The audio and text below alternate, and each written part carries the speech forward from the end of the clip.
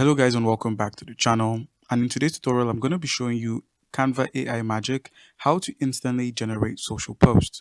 So you want Canva to design posts for you. Here's the AI hack. So guys, simply log on to your Canva account. Once you're on Canva, head over to the home section. So go ahead and click on home here and then simply click on Canva AI. So go ahead and click on Canva AI.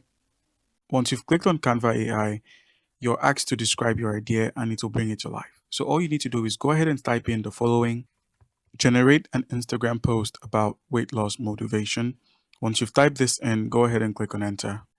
Now the Canva AI is then going to generate an Instagram post or a post that you can simply edit and make use of.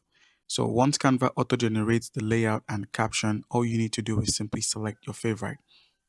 Simply select your favorite and then simply use the pencil icon here to easily edit it directly on Canva AI. So you can change the text, you can change basic things about it. And another thing you can do is also customize the color by either using the colors that were made for this design or colors from your recent design. You can go ahead and select the color you wish to apply to the canvas. And once it's applied, you can easily click on use Canva editor and it's going to open up in Canva and you can easily download this design from there.